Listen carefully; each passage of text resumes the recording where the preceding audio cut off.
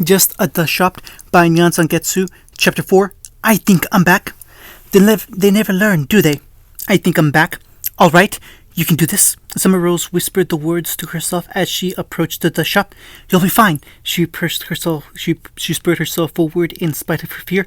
It's only been 15 years. Sure, 15 years of total radio silence between the two of them. Summer's confidence, what little she had left, threatened to shrivel up at the reminder.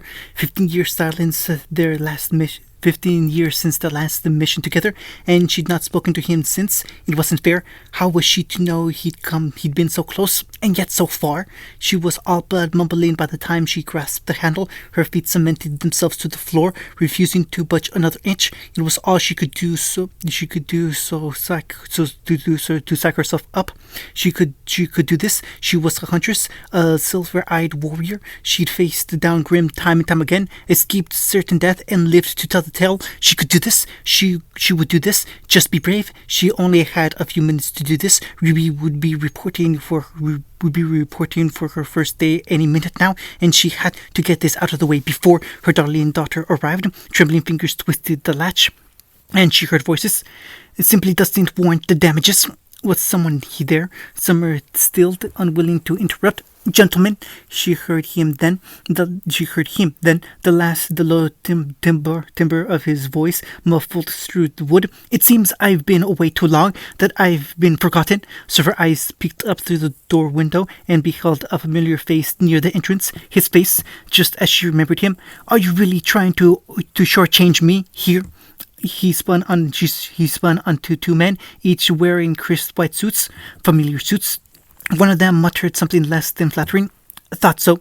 This reeks of jackets. He's meddling again, isn't he? All right, here's what we're gonna do. Naruto climbed to his feet and moved around the counter. If you schmucks don't pay me the insurance money that I am so rightfully owed for the damages my shop was suffered. He jabbed one finger into the left man's chest with intent. Your head. He whipped around and jabbed a digit to the other. It's going up his arse. There was a silence as one of them replied. He sighed. You sure you want to ride this train, little man? You can't touch us. This time the response came through loud and clear. The STC would have your hide if you harmed so much as a ha. The words peeked into a ghastly well as the blonde grabbed him by the face and moved. An awful ripping sound filled the air, punctuated by a second scream that had no business coming from a grown man's throat.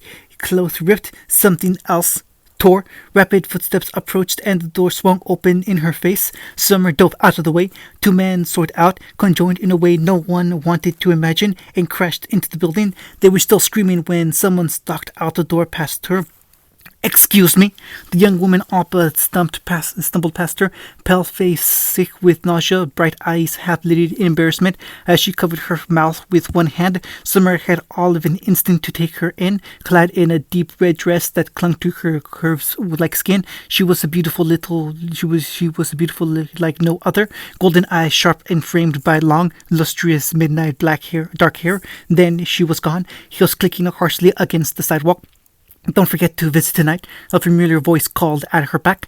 The young woman pivoted in place and flipped him the bird before she stalked away. Summer's heart sank and all her courage withered as a flower would in the dead of winter. Nope, couldn't do it. She whirled to flee. A thorn of concern pricked her heart and she held her back. Naruto was in many ways the wind. He could be calm and gentle, a cool spring breeze to those he loved, but when his wrath was roused, when he was angry, when someone took something from him, well, she had seen the results firsthand. Hurricane, tornado, cyclone.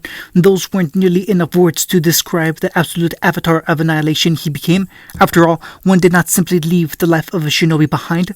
A life like his followed you. It clung to you, infected everything you were, everything you loved. If there was even the slightest chance that anger was directed at Ruby, unlikely that it may seem, no, she couldn't risk it. No matter how embarrassing it might be for her, she had a duty as a mother. Duty trumped her fear any day. So she plucked up her courage and darted into the shop before that fear could get the better of her and send her scurrying. Keeping her body low to the ground, she skirted a broken shelf and poked her head around the corner. And quietly, broken glass crunched underfoot, and she was betrayed. Naruto looked up and caught in the process of toweling his bloodied hands with a damp cloth, and granted her a small smile. Hello, sweetie. Summer's heart skipped a single treacherous beat. Irk. So her eyes were drawn inexorably to blue, and without thinking, she yanked her hood up. Without the glass acting as a barrier between them, she could see him perfectly, just as he could see her. Really, it wasn't fair. He hadn't aged a day since she'd seen him last. Nope, not fair. Not fair at all. Belatedly, his words caught up with her. The smallest of pouts tugged at her lips. Thought I told you to stop calling me that. You did, he granted her a crooked grin as he leaned against the counter. I chose not to listen. There's a difference. So, his head cocked to one side, rather reminded her of a certain fox. What brings you to my shop after all this time? What do you think? A familiar yawn arose somewhere behind her. She obviously wanted to check in on you. Her gaze found Kerma's false form easily enough. He'd all but curled himself up on a pillow near the counter, much like a cat. Anyone else would have thought him an adorable little fox, albeit one with 9 tails. She knew better. She'd seen things as she looked on. The small fox raised one of his many tails in a lazy greeting. She found herself returning it before she caught her wrist. Aren't you angry? Both man and beast blinked. Why would we be angry? That was it. Seriously, just like that. Oh gods, they weren't even mad. It would have been so much better if they were. Anger, she could have dealt with. Sorrow, tears, anything but this. He was just happy to see her, and Kerma with him. She hadn't expected them to be so calm. Happy to see her even. Had she really come all this way for nothing? Summer? I'm fine. She leaned on a shelf only to wince when it crashed on the floor and fell apart at her feet. Oh, I was just in the area. I don't blame Ruby for the damage. His words were a knife cutting her fears to the quick. It wasn't her fault, Her shoulders slumped. Oh, thank God.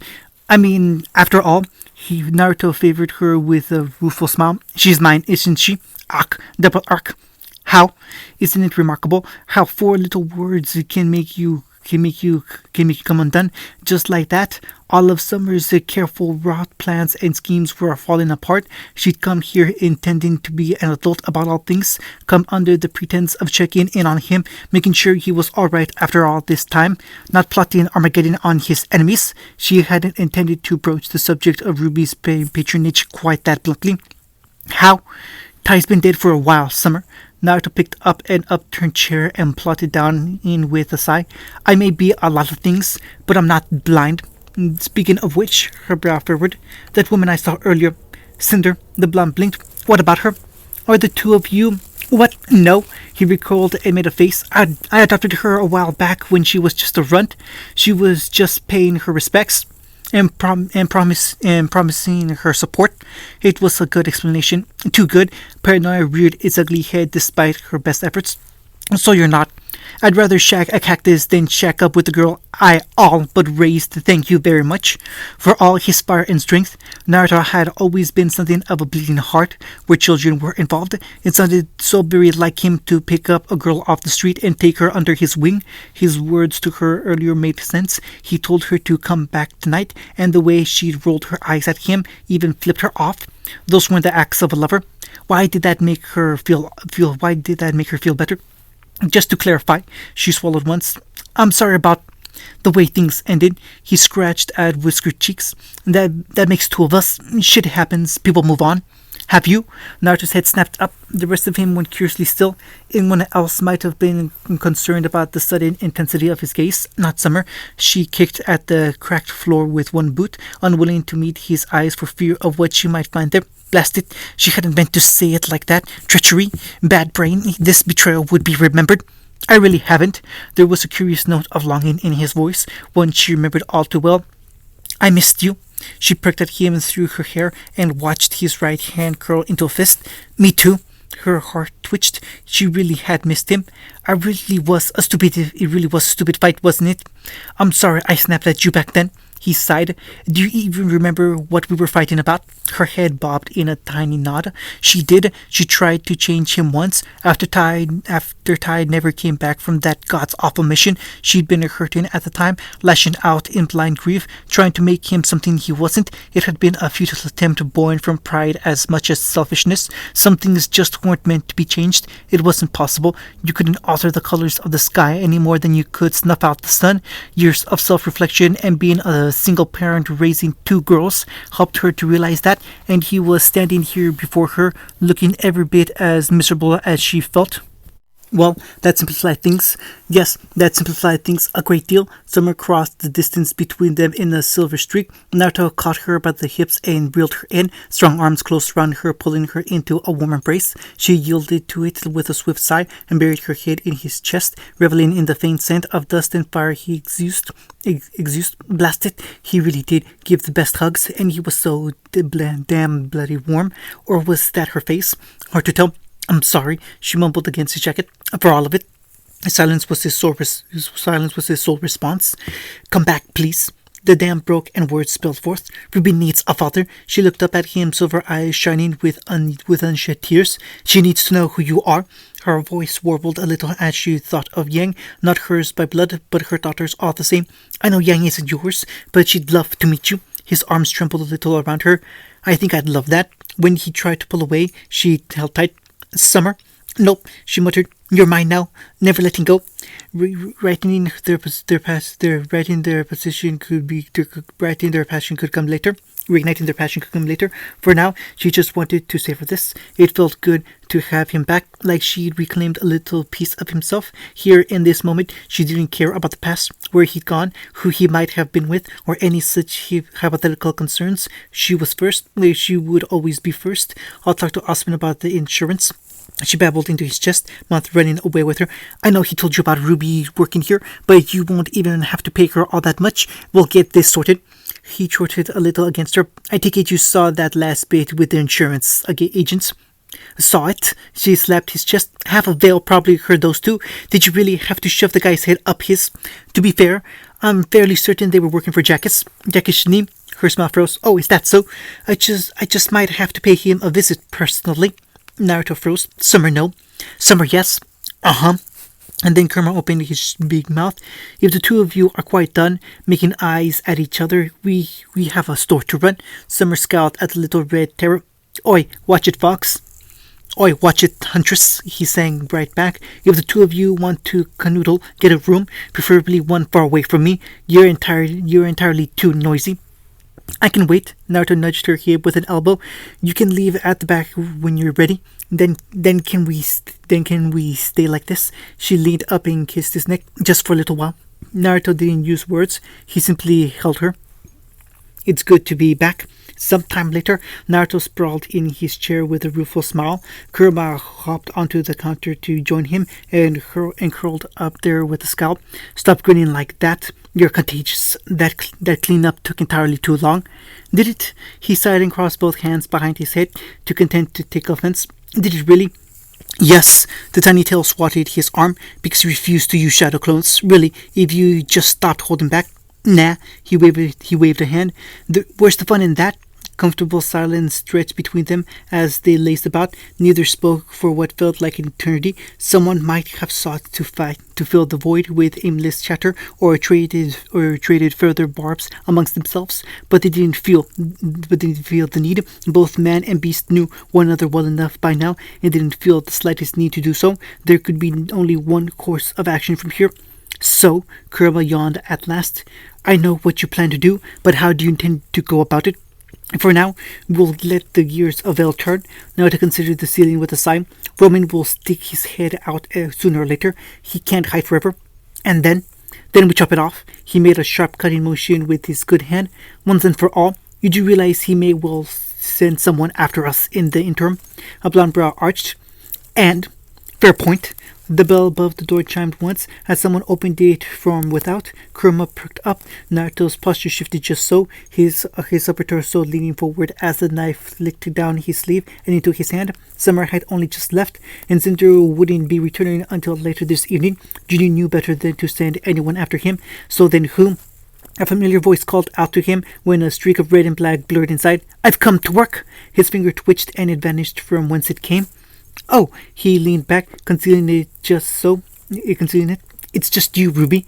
Now that he knew what to look for, he really could see the resemblance as she scampered through the door. She was Summer's daughter, all right, but beneath that he saw something else. Those ever so faint, dull whisker marks tripling her cheeks. Ruby was quick on her feet. almost unnaturally so. Something told him that if he turned his senses on her, he might find the faintest stir in charcoal coals there. He chose not to, if only because he wasn't alone, and for fear of what he might find. No, she wasn't alone at all. That was most certainly a belladonna on her right, and a Schnee on her left. He'd known a few of both during his heyday, and more recently. Mercifully, neither looked a thing like him, or perhaps they simply took after their mothers. In theory, it shouldn't be too hard to conceal whiskered cheeks with a bit of makeup. Perhaps he was being a bit too paranoid. Wow, a low whistle pierced the gloom. You really did a number on this place, huh, sis? He recognized Raven and Ty's brat last. One, because she brought up the rear, and two, it was absolutely impossible to miss the blonde bombshell. Arms crossed behind her head, she craned her neck to and fro, surveying the damage to his shop with keen lilac eyes. The last living piece of Tai Yang Xiaolong in this world. It almost hurt to see her. Really, he'd have to pay Raven a visit one of these days and smack some sense into her. Ruby made a keening noise akin to steam escaping a tea kettle, snapping him right back to reality. Yang, I already told you that wasn't me. Well, and she paused and cast about as though seeing the damage for the first time in broad daylight. Maybe the window was, and possibly a shelf or two, but still, not my fault. You dolt. The Schnee palmed her face. Do you not know the meaning of restraint? I do.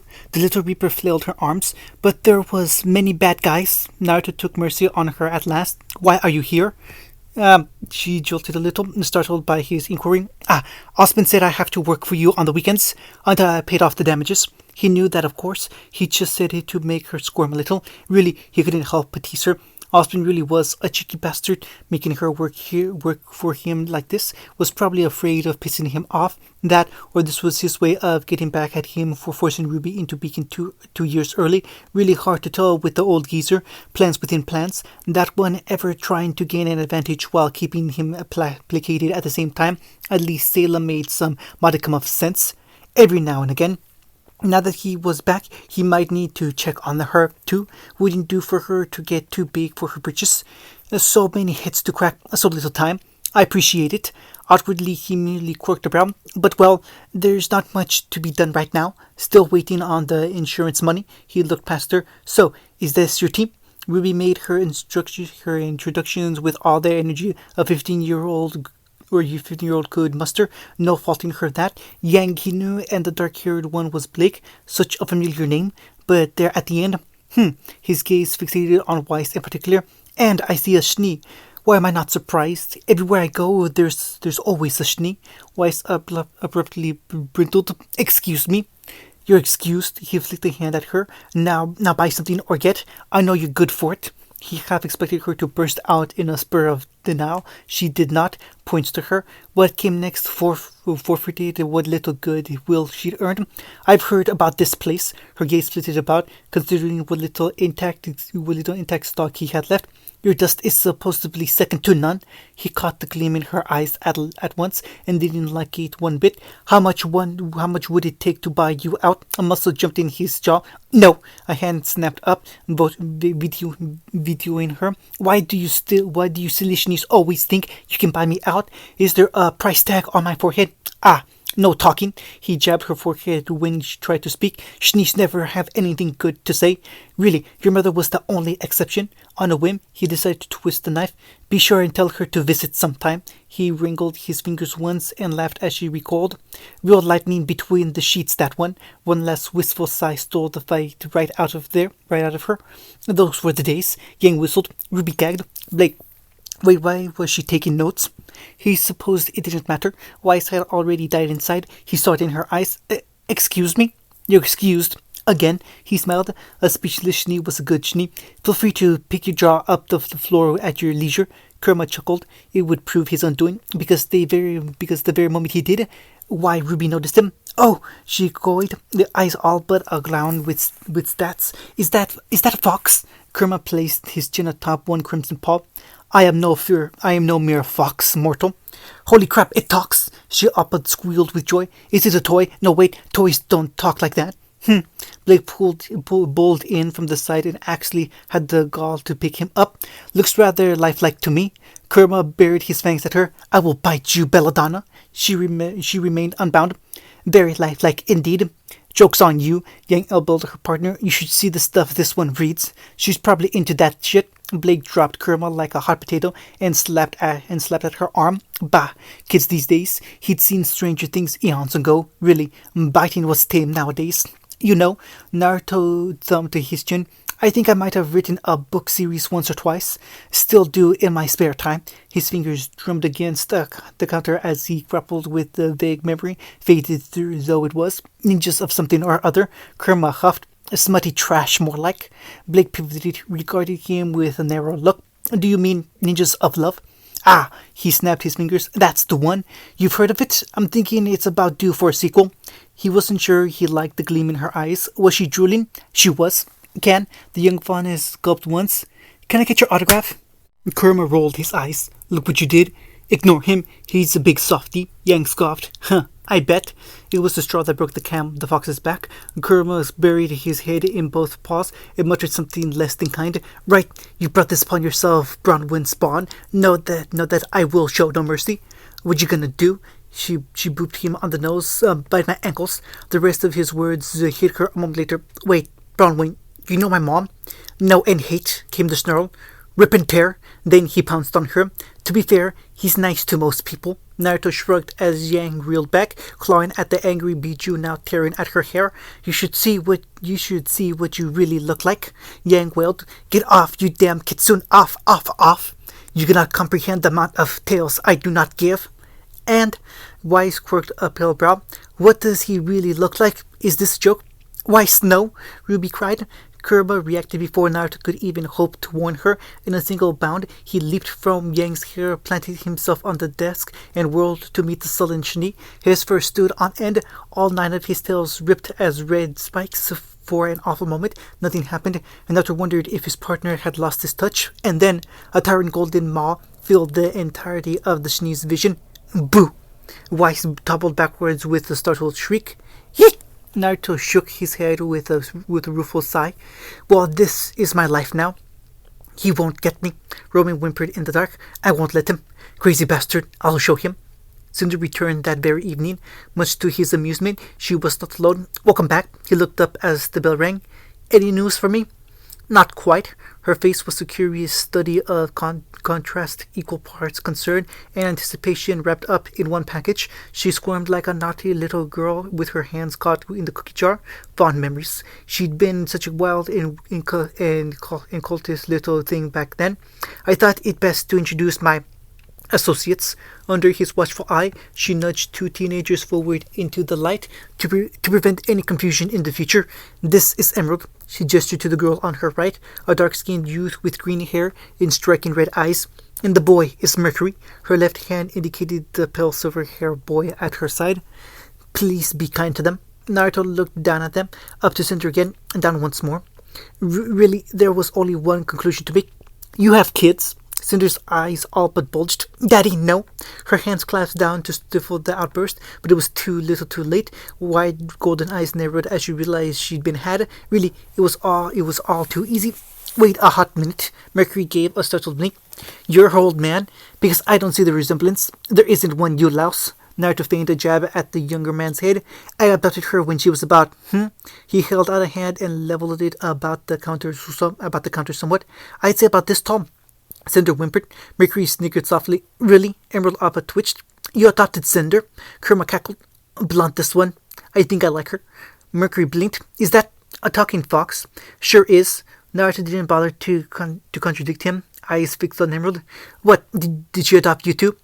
Yeah, sorta. The tan shrugged. I mean, she took me off the streets when I was younger, and wait, he saw the moment her thoughts clicked into place. If you adopted her, and she adopted me, she held up her hands, counted, doing the math before turning a hopeful expression on him. Does that make you my grandfather? Naruto's brain fizzled out. You've doomed us. Cinder all but sank into a chair. Here we go. Wait, Mercury frowned. What? I don't get it. Naruto did a double take, blinked. Once, twice, thrice now. Then he inhaled deeply. Kurma absolutely hissed. Don't you dare. Too little too late. I have a granddaughter too. Cinder groaned into her palms and doubled over. Daddy, no. Daddy, yes. Naruto slammed to his feet. This is wonderful. I must tell everyone. Previews. She kissed him fiercely, slammed him down to the bed. No more foreplay. Mine. Remember that bit when I said that I considered guns uncivilized? The harsh click of a round entering the chamber filled the room. I lied. Hello, friend. Let's have a talk. Clawed fingers closed around his face and yanked. How many children do you have? In all fairness, I've been around a while, so... Mercury blinked. Best grandpa ever. I'm shutting you down. Oh, you think so, Jackass? Insolent cur. A hand struck his face. You think you're so big? A blonde brow quirked, framing a devilish grin. Your wife certainly thought so. End of chapter 4.